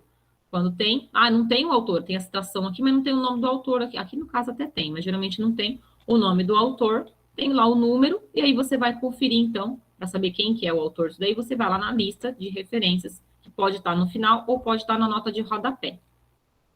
A nota de rodapé, né, a gente sempre vê também lá, notinha de rodapé, elas podem ser usadas, então, para colocar a nota explicativa, que é o que a gente mais vê, ou então, se você estiver usando o sistema de chamada numérica, para colocar a referência lá. Tá? Nas notas de rodapé, não sei se vocês se lembram, lá na norma de apresentação, diz que a gente deve usar espaçamento simples e letra menor do que a do texto. Geralmente, a gente usa tamanho 10. E notas de referência, né, se você estiver usando o sistema numérico, e aí aparece, então, lá a referência inteira na nota de rodapé. Lembrando que aqui no Unesp a gente não costuma usar esse sistema de chamada, só estou mostrando para vocês porque está na norma e para vocês saberem que existe. Ok? Então, aqui, eu nem vou passar aqui essa parte para não confundir muito a cabecinha de vocês. Aqui as notas explicativas. As notas explicativas é bastante comum, né, a gente usar no meio acadêmico. Tá? E qual que eu acredito que seja um dos motivos da gente não usar o sistema numérico com a referência lá na nota de rodapé? Porque você não pode, segundo a norma, misturar nota explicativa com nota de referência. Então, como a gente usa bastante nota explicativa no meio acadêmico, e não pode misturar, aí complicaria, né? Então, a gente usa o autor-data, sistema autor-data, e aí, então, usa a nota de rodapé para escrever tudo que você quiser. Olha, sobre essa opção dramática, ver também fulano de tal, ou então, ó, no capítulo tal, a gente fala mais sobre isso, ou para saber mais sobre esse assunto, consulte fulano, enfim. Você coloca a nota de rodapé com o que você quer explicar lá. Ufa, acabou então a parte de citações, né? Falei um pouquinho rápido, né? Mas como eu disse, para apresentar para vocês a norma de citações, né? Pode ser que, né, hajam dúvidas depois, e aí vocês podem assistir a gravação, né? Que vai ficar gravado, ou pode consultar os slides lá no site, pode fazer o mini curso lá. Na dúvida, gente, entre em contato com a biblioteca, tá? Lembrando que eram 3 slides, lembra que eu falei? De apresentação, de citações e de referências, tá? Então, a gente fez o de apresentação, terminamos agora o de citações e vamos para as referências. Eu vou tirar aqui o slide E aí, se alguém tiver dúvida, já pode ir me falando enquanto eu coloco o outro. Deixa eu fechar aqui, senão fica muita coisa aberta. Deixa eu fechar isso daqui. Tudo ok, gente? Ninguém tem dúvida? Que bom. Pode cair na prova já, hein? Vamos lá. Bom, ninguém tem dúvidas, né? Tudo bem, às vezes as dúvidas vão aparecer conforme vocês forem fazendo, e tudo bem, não tem problema, tá? É importante que vocês conheçam e saibam onde buscar ajuda se vocês precisarem. Então, vou passar aqui os slides da norma de referências. A norma de referências é extremamente importante, né? Como eu disse, todo material que seja material físico, seja da internet, todo material que vocês usarem nos trabalhos, seja nos trabalhos acadêmicos lá das disciplinas, ou, claro, principalmente na iniciação científica e TCC, vocês precisam referenciar. Então, você usou o texto, você precisa citar lá cada vez que você cita no texto, né? Mencionar ele e colocar lá na lista de referências. Tá? A norma de referência, gente, assim como a de apresentação, né? Ela não tem muito assim o que eu explicar para vocês, ou mesmo que vocês entenderem, tá? É olhar e fazer igual. Né? Então, eu vou apresentar as referências para vocês, só explicando, né, as diferenças que tem entre as principais, né, referências, os principais tipos de referência, mas, claro, vocês vão ter acesso a esses slides na hora que vocês forem fazer as referências, montar as referências, vocês podem abrir o slide e vai copiando, não tem problema, tá? Não precisa decorar. Claro que com o tempo a gente acaba decorando, por exemplo, como faz referência de livro, porque é muito recorrente, mas não precisam decorar, precisam saber como utilizar, precisa saber olhar e fazer igual para deixar tudo bonitinho, arrumadinho, padronizada as suas referências. A norma de referências ela é de 2018, tá? Esses slides são de 2019, mas estão atualizados porque a norma é de 2018. Só repetindo que a norma de referências ela tem 73 páginas, tá? Então tem muitos exemplos na norma de referência. O que eu trago aqui no slide? Não vou colocar a norma toda aqui, porque senão fica muito mais cansativo ainda, né, do que já é.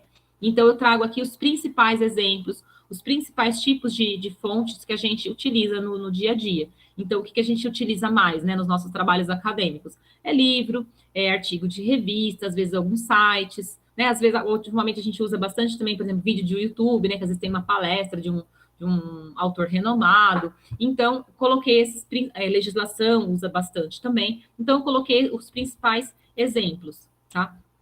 Porque vocês vão reparar que cada tipo de material, cada tipo de fonte, os elementos vão de uma forma diferente na referência. Tá? Então, se é capítulo de livro, a página vem antes do ano. Se é revista, o ano vem antes da página. Tá? Então, os elementos, a ordem dos elementos é diferente de acordo com o tipo de referência. Tá? Então, é isso que eu quero apresentar para vocês saberem que existem diferenças. Embora não precise decorar, claro. Bom, vamos começar com a formatação das referências. Lembrando que o texto é formatado espaçamento 1,5, espaçamento 1,5, alinhamento justificado e fonte tamanho 12. As referências. O alinhamento não é justificado, gente. Tem gente que odeia, eu corrijo, a pessoa fala, mas ficou horrível. Paciência, tá? Então, o alinhamento das referências é a margem esquerda, não é justificado como no texto. Tá? Então, você seleciona as referências, coloca lá, formatar, parágrafo, alinhamento à esquerda. Tá? Lá, nesse mesmo quadrinho, já aproveita e já configura lá. O espaçamento entre linhas é simples, ou 1,0, tá? No texto, lá é 1,5. Então, nas referências, é 1. E aí, formatado aqui, você vai deixar um enter entre cada referência, tá? É um espaço simples em branco, né? Então, é um enter entre uma referência e outra. Todos os títulos das referências devem ter um destaque, tá? E aí, para destacar os títulos, você pode usar negrito, itálico ou sublinhado. Não é comum usar sublinhado, geralmente a gente usa o negrito ou o itálico. Qual que é melhor? Tanto faz, pode usar tanto negrito quanto itálico, não tem problema, tá? Desde que você siga um padrão. Então, se num título você colocou itálico, você coloca todos itálico, ou negrito, põe tudo em negrito. Aqui tem um exemplo de formatação de referências, tá? Então, só para vocês baterem o olho e repararem como elas ficam formatadas, né? Então, letra tamanho 12. Aqui, ó, o alinhamento que eu falei para vocês. Se fosse no texto justificado, ia estar tudo retinho aqui, né? Então, não fica, elas são alinhadas à esquerda, então elas ficam assim mesmo. Tem gente que acha feio, mas é assim, é o certo, tá? E aí, ó, espaçamento simples, na referência, tá vendo aqui, ó, e um enter entre elas, tá? Lembrando, então, que a gente coloca as referências em ordem alfabética, porque a gente está usando o sistema autor-data, tá? Então, referências em ordem alfabética. E olha aqui os títulos. Aqui, nesse caso, né, desse exemplo, eu optei por colocar todos em negrito, mas poderiam estar em itálico. Não tem problema, desde que se siga um padrão. A ordenação das referências, né, então, vai ser de acordo com o sistema utilizado para a citação no texto, como eu acabei de falar. Então, o sistema alfabético, a lista vai em ordem alfabética, sistema numérico, então, vai de ordem de citação no texto, vai na ordem numérica. E vamos, então, aos exemplos, né? Como eu disse, vou só mostrar para vocês na hora de fazer, vocês podem consultar os slides ou mesmo a norma para fazer, né? Colocar na ordem até vocês se habituarem. Referência de livro, né? O que vai? O sobrenome e o nome do autor, né? Sobrenome em maiúsculo, vírgula, nome, ponto. Observem que nas referências é de suma importância seguir o exemplo exatamente como está aqui. Onde é ponto, é ponto. Onde é vírgula, é vírgula. Onde tem espaço, tá? Que tudo isso faz diferença na hora de corrigir as referências, tá? Então, mas aqui tanto faz ser ponto ou não. Não, na verdade, não. Então, é bem minucioso o trabalho de formatação das referências. Então, notem que é exatamente assim. Então, sobrenome, vírgula, nome, ponto. Título, 2 pontos, subtítulo. Notem que subtítulo não recebe destaque. Então, o negrito, no caso, tá? Então, título, nem o 2 pontos. Subtítulo. Aqui vai a edição. Se é a primeira edição, você nem menciona. Você vai mencionar da segunda para frente. E aí, você menciona assim, ó. Se é quarta edição, 4 ponto, ed ponto. Não vai o azinho aqui, tá? E aí, então, o local de publicação, né, que é a cidade, 2 pontos, a editora, vírgula, e o ano. E aqui tem o exemplo. Se tiver até 3 autores, né, porque no meio acadêmico é bastante comum que a gente pegue um livro que ele é escrito, né, por vários autores, ou mesmo que sejam organizadores, tá? Então, se houver até 3 autores, todos devem ser indicados separados por ponto e vírgula. Então, aqui, ó, aqui tem um autor, ó, sobrenome, vírgula, nome, ponto, vírgula. Sobrenome, vírgula, nome, ponto, vírgula. Sobrenome, vírgula, nome, ponto. Acabei aqui os autores. Se alguém quiser ler para mim, ou se for uma dúvida no chat, alguém quiser ler para mim, fazendo favor, que eu estou com o slide em tela cheia, eu não consigo ver. Ou então, depois, na hora que eu terminar aqui, eu volto no chat para ver. Alguém quer falar? Dúvida? Não precisa ser a pessoa que escreveu, se alguém quiser só ler para mim. Não, eu sigo em frente, depois, na hora que eu sair do slide, eu volto nas dúvidas. Bom, vou seguindo, então. Posso ler, Maria? Por favor. Posso? Tá. Aqui. Daniel Elias de Souza perguntou: quando cito várias páginas diferentes de um mesmo capítulo de um livro em intervalos diferentes, por exemplo, tipo, página 60 a 67 e 79 a 84, o ideal é colocar referências diferentes para cada intervalo do capítulo ou fazer uma só delimitando a página de 60 a 84. Tá, aí, no caso, seria na citação, né? Se eu entendi bem. Depois, talvez eu leio lá, eu consigo ver. Não, você pode, porque assim, se você for fazer uma citação indireta, né? Então, eu estou fazendo uma citação indireta, aí eu posso colocar assim. Não é muito comum, mas eu já vi, sim. Eu só colocar de 60 a 65, 68 a 71, por exemplo. Você pode colocar. Né? Dependendo do caso, se for uma citação mais longa, aí eu sugeriria que você colocasse os intervalos. Então, o fulano falou isso. Aí põe entre parênteses, página 65 a 63. Aí o mesmo autor acrescenta aqui, coloca lá, página 75 a 78. Eu acho que fica mais explícito, mais claro para o leitor, porque a gente escreve para o leitor, né? Então, assim, a gente sabe o que está escrito ali, mas o leitor muitas vezes não sabe. Se for o orientador ou a banca, sabe melhor que a gente. Mas se for uma pessoa, né, que não entende tanto daquele assunto, pode ficar em dúvida. Então, quanto mais a gente puder facilitar a vida do leitor, melhor. Mas depois, se o Daniel quiser me mandar um e-mail, se caso eu não tiver respondido corretamente, né, a dúvida dele, aí pode me falar depois, tá bom? Mas obrigada para quem leu a dúvida para mim. Bom, então vamos seguindo aqui. Então, até 3 autores, todos devem ser indicados, separados por ponto vírgula. Então, aqui, todos os autores separados por ponto vírgula. Se tiver 4 ou mais autores, eu posso indicar todos, se eu quiser. Mas, se eu quiser, eu também posso indicar apenas o primeiro, seguido da expressão et al. Et al significa e outros. Então, ó, Vigevani e outros, tá? Então, posso, para não precisar ficar toda vez que eu vou citar lá no texto, falar fulano, ciclano, beltrano, fulano, nananana, né? 2005. Para não ficar muito comprido, não ficar muito cansativo, eu posso, de repente, só citar o primeiro. Freire, eu com Freire de novo. Freire et al., 2005, mencionam que... Tarará, tá? Então, é opcional. A norma fala, recomenda, convém indicar todos, mas permite-se, então, indicar só o primeiro com a expressão et al. É muito comum, tá, gente? O uso da expressão et al., né, citando apenas o primeiro autor. E aí, então, os demais elementos. Só uma observação que a palavrinha, né, a expressão et al., pela norma nova, que já não está tão nova assim, né, de 2018, ele aparece em itálico, na norma anterior não aparecia. Bom, então, se houver organizador, coordenador ou editor responsável, né, que às vezes lá na capa está lá, fulano, organizador, e aí o capítulo tem vários outros autores. Então, se eu quiser mencionar o livro, eu posso colocar lá, né, ó, que nem aqui, por exemplo, Eduardo José Manzini. Então, põe Manzini, vírgula, aqui eu posso escrever por extenso ou abreviar, tanto faz, e coloco aqui o org, né, que ele é o organizador do livro, ou se fosse o coordenador, coord. Só observe, então, que aqui é minúsculo, tá, gente? E se tiver mais de um organizador, eu ponho só org, não ponho orgs, tá? É sempre no singular. E aqui os demais elementos de acordo com a norma, tá? E o autor-entidade, lembra que a gente viu lá na citação também, autor-entidade, né? Quando uma entidade é responsável por aquele conteúdo, por exemplo, um documento da Unesp. Então, eu vou usar lá como uma entrada, né? Para fazer a citação e também a entrada da referência, o nome da entidade, Universidade Estadual Paulista, ou então, né, Organização das Nações Unidas, que é bastante comum, o pessoal de RI também usa, tá?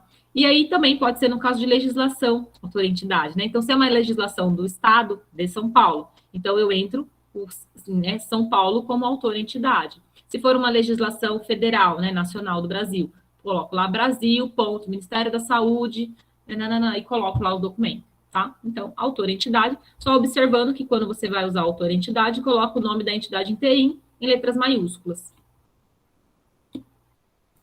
E se eu for fazer referência de capítulo de livro, também é bastante comum, né, no meio acadêmico, a gente mencionar apenas um capítulo do livro. Geralmente acontece isso quando? Lembra que eu falei do livro que é um organizador? Então, vamos supor, o professor Eduardo Manzini organizou um livro, mas aí cada capítulo é escrito por um autor diferente. E aí, a parte que eu usei, né, que é do meu tema do meu TCC, mais específico, é só o capítulo 1, né, que é do fulano de tal.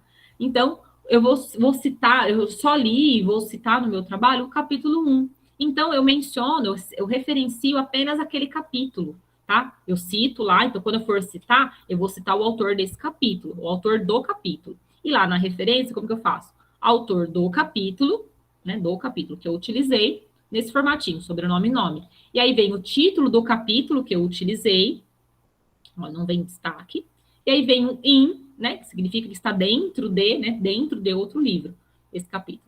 Então, em 2 pontos, e aí vem a referência do livro normal, o autor do livro, o título do livro e tal, e os demais elementos, e aí, o que vai ter a mais aqui no final? A página inicial e final daquele capítulo que eu usei, ou então, o número do capítulo. Eu falei que era o capítulo 1, então eu posso pôr aqui no final, por exemplo, 96, capítulo 1, tá? Então, eu preciso mencionar.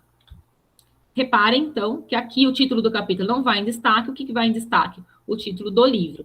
Aqui, gente, embora eu traga aqui como referência de capítulo de livro, na norma, se caso alguém for consultar a norma na íntegra, ele aparece aqui como parte de monografia, porque a norma trata livro como uma monografia, que de fato é. Mas aqui no meio acadêmico, a gente costuma falar monografia para trabalhos acadêmicos, né? TCC, tese, dissertação. Então, para não confundir, a gente traz como capítulo de livro, mas pode ser uma parte do livro. Por exemplo, se eu quiser citar um prefácio do livro, é uma parte do livro. E aí eu posso colocar aqui o autor do prefácio, escrevo aqui, prefácio, em 2 pontos, e aí o livro.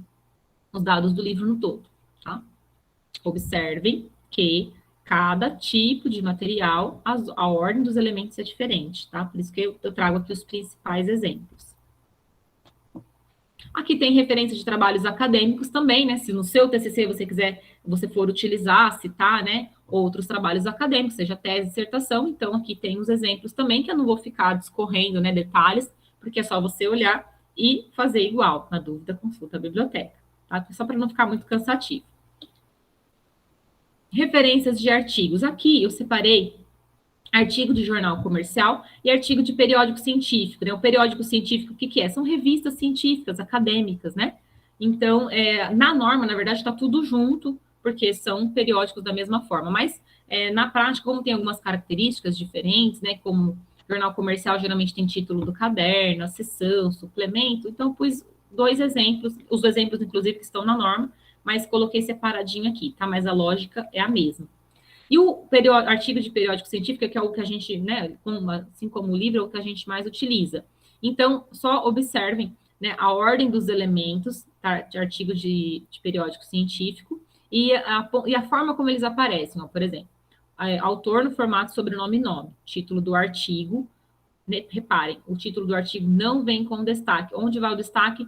No título do periódico. Da mesma forma que o capítulo do livro não tem destaque, o que tem destaque? A obra maior, tá? Então, o capítulo do livro não tem destaque, o livro que tem. O artigo da revista não tem destaque, o nome. O destaque é o nome da revista, tá? Então, aqui, ó, o título do artigo, o título do periódico, né, que é o título da revista, vírgula, local de publicação. Aí aqui vai o número do volume, fascículo, a página inicial e final e a data de publicação. Mas reparem que tem aqui o formatinho certinho, ó. Então, por exemplo, você vai indicar o volume, você coloca V.7, não, por exemplo, VOL.7. Então, é sempre assim, V.7, N. Aqui, no caso, é 1 e 2, mas poderia ser só 1 ou só 2. A paginação, né, inicial e final, e o ano. Para a referência de artigos, gente, como na norma diz que é obrigatório colocar o local de publicação das revistas, às vezes não é tão fácil a gente encontrar, né, onde que está. Às vezes no site da revista, às vezes a gente não acha, tá? Então, se no site da revista não tiver, então eu coloquei aqui duas sugestões, né, de sites que vocês podem encontrar o local de publicação da revista, né, que é o CCN e o URSS Web. Tá? Inclusive, aqui acho que em ambos tem a abreviação, né? O pessoal da saúde usa bastante o nome das revistas abreviados, porque às vezes são nomes muito compridos e o pessoal abrevia, mas não é você que vai inventar a abreviação, a gente tem que ver a abreviação original. Então, na dúvida, você pode consultar aqui um desses catálogos para ver a abreviação, o local de publicação da revista. Bom, aqui eu trouxe um exemplo também de trabalhos publicados em eventos, né? Que era em anais de eventos, e também mesma coisa, só seguir aqui o exemplo. Referência de documentos jurídicos, né? Já tinha falado lá também no caso de legislação, então aqui entra por Brasil, ou, claro, se for uma legislação estadual, entra pelo nome do estado, e os elementos também da mesma forma. Referência de verbetes, dicionários ou enciclopédias. Esse daqui, gente, entra na mesma lógica da parte de livro, lembra que eu falei? Então, você vai mencionar a parte do livro e o livro no todo. Então, aqui da mesma forma. Se for só eu peguei lá do Aurélio, vamos supor, aqui, o dicionário alemão-português. Peguei só um verbete. Coloco aqui o verbete que eu usei o significado lá na citação, e aí coloco lá entre parênteses, né? Medicamente, não sei se é assim que fala, 1996. E aqui na referência, coloco o verbete em 2 pontos, significa, né, que está dentro desse verbete, né, está dentro de, e aqui a obra onde você tirou, aqui no caso são os dados do dicionário, tá? Aí, se for, por exemplo, um dicionário, geralmente é dicionário específico de alguma área, por exemplo, dicionário de filosofia, ou algum outro específico, que cada verbete é escrito por um autor diferente, lembra que eu falei que é a mesma lógica do capítulo do livro? Então, vamos supor que aqui, o verbete regulamento, né, a definição dele foi escrito pelo Jorge Miranda, né, porque o dicionário de filosofia, por exemplo, às vezes uma definição, um verbete, às vezes tem 2 páginas de definição, uma coisa mais profunda. Então, como que eu faço? O autor do verbete, né, lembra o autor da parte? O autor do verbete, aqui o verbete em 2 pontos, né, significa estar dentro de, e aqui, né, a referência completa do material, no caso aqui uma enciclopédia. Referência de documentos eletrônicos. Gente, se você for fazer referência, for usar um e-book, né, que é um livro digital, eu vou fazer a referência no formato da referência de livro. Qual que é a diferença? No final, coloco lá, disponível em, o link, a data de acesso. Se eu for mencionar, né, for citar um artigo de revista que está online, que agora a gente quase não usa mais, né, artigo de revista impresso, mas então vou usar um artigo de revista online. Como que eu vou diferenciar? Mesma coisa, eu faço a referência de acordo com o modelinho que está lá de artigo de revista No final, disponível em, e o endereço, né, com o endereço lá, o link do site, acesso em e a data de acesso, tá? Né, atualmente, felizmente, né, muitos artigos já têm o DOI, né, que é como se fosse um link permanente, né, a grosso modo. É o link permanente daquele documento na internet. Então, se tiver DOI, é importante vocês colocarem, tá? Se tiver, falar, mas não, não é obrigatório, não vou colocar. Coloquem, porque depois, quando o seu trabalho for publicado, né, tiver maior alcance, é mais fácil para contagem de citação desse artigo aqui. Então, coloquem aí o DOI. E aí você coloca o DOI antes do disponível em, tá? E aqui a data de acesso. Reparem que a data de acesso a gente coloca sempre assim, ó, o dia, o mês abreviado e o ano, com exceção de maio que não abrevia. Aqui, então, tenho outros exemplos, né, de sites diversos, né, esses exemplos todos aqui estão lá na norma de referências. Como eu disse, são 70 páginas da norma de referências com inúmeros exemplos. Tem exemplo de partitura, tem exemplo de obras de museu, por exemplo, tem exemplo de como você referenciar cartas, né, então tem muitos exemplos de muitos tipos de material, músicas, filmes, etc. Tá? Então, eu coloquei aqui os que a gente provavelmente vai utilizar, mas se tiver algum exemplo que vocês precisam referenciar e não estiver aqui, vocês podem tentar consultar a norma na íntegra, ou então, né, pede ajuda lá para a gente, que a gente ajuda vocês a montar aí a referência, se não tiver nenhum exemplo aqui. Então, aqui eu coloquei um exemplo de post no Twitter, um exemplo de um termo que está no Wikipedia, aqui uma publicação do Facebook, e esse daqui um canal do YouTube, tá? Então, esses exemplos aqui todos estão lá na norma, tá? Então, para vocês utilizarem se for necessário. E documento sem data, né? É muito comum, embora não desejável, né? Que venha um documento, que você encontre documento sem data. Né? Antigamente era comum livros muito antigos, né? Aparecerem sem data. Mas atualmente, né, tem muitos sites, às vezes é um site confiável, né? Que você pode confiar naquele conteúdo, mas às vezes a postagem não tem data. E aí? As pessoas colocam assim, ó, sem data, ou então S.D. Não pode. Pela ABNT, você não pode deixar sem data. Tem uma outra norma internacional que você pode usar isso. Não estou dizendo que está totalmente errado, mas pela ABNT, você não pode deixar sem data. E como que eu faço? Vou ter que inventar uma data? Inventar, não. Mas você pode estimar uma data. Então, vamos supor que é um site de uma, sei lá, vamos pôr da ONU. Um site da ONU com uma notícia que eu li lá e entendi que é uma coisa recente, mas não tem data de publicação. Imagino eu que seja aí 2021, porque é uma notícia recente, não tem a data ali, mas eu acho que é 2021.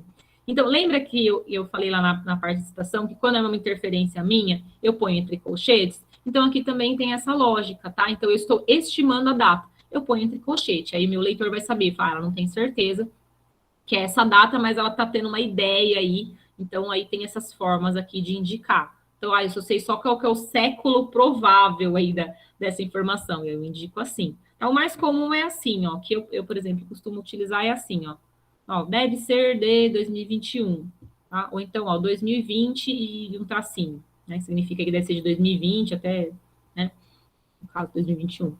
Mas, então, né, tem essas sugestões aí de como você indicar uma data provável ou estimada, para não deixar sem data, não pode deixar sem data.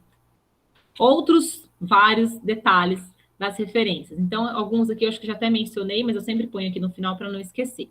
Primeira edição não se menciona, tá? Então, se for primeira edição, nem escreve, não precisa pôr nada, só se for da segunda para cima.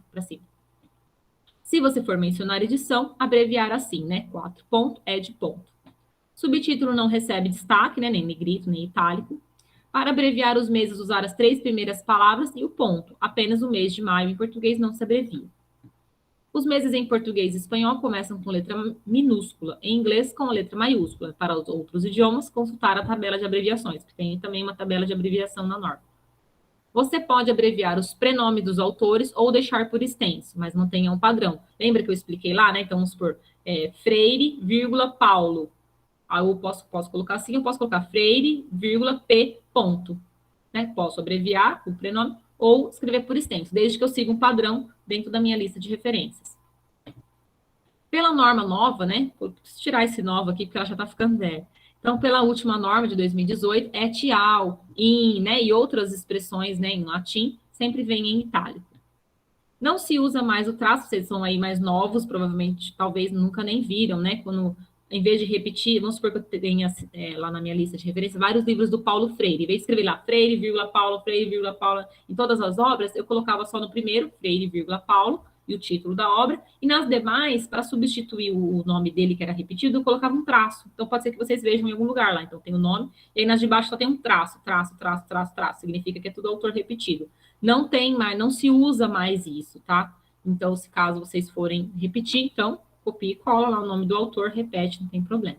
Mas eu deixo aqui, gente, embora a gente não use mais, porque se vocês virem em algum lugar, em alguma lista de referência, pelo menos vocês sabem o que significa aquilo, tá?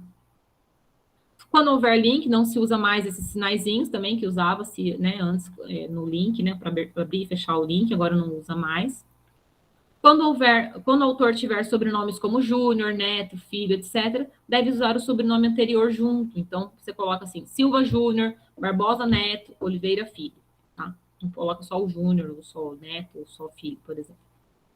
Ufa, acabamos a norma de referência. Então, assim, aproveita aqui, vou deixar um segundinho o contato aqui, né, o e-mail da sessão. Esse telefone aqui, né, embora a gente esteja em teletrabalho, esse telefone aqui, que é o telefone geral da sessão, da biblioteca, cai no celular do funcionário, né, que é o André. Então, se vocês tiverem alguma dúvida, vocês podem, né, ligar nesse número ou nesse número aqui também. Agora, a gente também tem o WhatsApp da sessão. Aqui nesse slide ainda não tem, preciso colocar, mas eu vou colocar no chat enquanto eu escuto aí se vocês têm dúvidas. Deixa eu voltar aqui, vou parar de compartilhar a minha tela para ver vocês, né? Nem que seja a fotinho de vocês.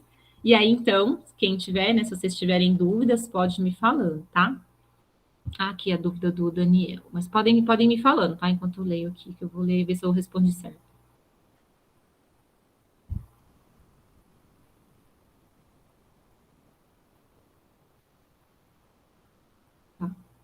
Bom, Daniel, depois, se caso não tiver ficado claro a minha resposta, depois você me manda um e-mail. Deixa eu aproveitar e colocar aqui, então, gente, o meu e-mail. Ah, lá tem o e-mail da sessão. Ah, tá, então ficou claro, legal. Mas eu vou colocar aqui o meu e-mail, mas caso depois, às vezes, a pessoa fica com vergonha de perguntar aqui, porque tá gravando, né, quer perguntar depois, não tem problema. Coloco aqui, esse é o meu e-mail, né, e aí eu vou colocar também o WhatsApp da sessão, tá? Que é um número fixo, mas é o WhatsApp. Não fica comigo, fica com a Janaína, mas a Janaína também é bibliotecária de referência. Então, se for alguma dúvida de referência, alguma dúvida de citação, né, qualquer dúvida assim de trabalho acadêmico, podem também mandar no WhatsApp, porque às vezes é mais fácil, né, quer mandar um áudio explicando a dúvida, quer tirar uma foto do livro, da parte que você está com dúvida, não tem problema. Pode mandar no WhatsApp que a Janaína responde, tá? Logo, mês que vem ela entra em férias, aí fica comigo, a gente alterna aí, mas sempre vai ter alguém para responder vocês. Só lembrar aqui o telefone é 402 1382, tá? Então, esse é o WhatsApp da biblioteca. Então, vi que tem bastante gente saindo já, né? Estávamos em 64. Esse assunto é um pouquinho cansativo mesmo, mas, como eu falei, estou apresentando as normas para vocês, né? Os slides estão lá no site da biblioteca, tá? Tem o cursinho online lá com vídeo. Tem gente que prefere ler slide, né? Tem gente que prefere ver vídeo, então lá tem as duas formas para vocês aprenderem, né? E aí, qualquer dúvida que vocês tiverem, gente, entre em contato com a biblioteca, seja por e-mail, seja por telefone, pelo WhatsApp, pelas redes sociais, tá? Mas entrem em contato, não fiquem com dúvida, porque é um assunto que, embora muita gente acha chato, por ser muito técnico, é uma coisa que vocês precisam aprender, né, na vida acadêmica de vocês, que vocês vão usar o tempo todo, tá bom? Mas, então, quero desde já agradecer a participação de vocês. A gente teve bastante gente, né, até na sala aqui. A Ajuda está agradecendo, eu que agradeço, né, a participação de vocês, me coloco à disposição, né, não só eu, mas como toda a sessão de referência da biblioteca, para tirar as dúvidas de vocês, né, se vocês quiserem agendar um atendimento, não, eu quero agendar um Meet para tirar uma dúvida, não tem problema, manda mensagem, a gente agenda, tá bom? Então, quero agradecer vocês, tenham uma boa noite, eu vou ficar aqui mais um pouquinho até esperar o pessoal sair, porque às vezes alguém está com vergonha de perguntar, quer deixar por último, mas então, né, se alguém não tiver mais dúvidas, então fiquem à vontade para sair, uma boa noite e obrigada aí pela presença de vocês.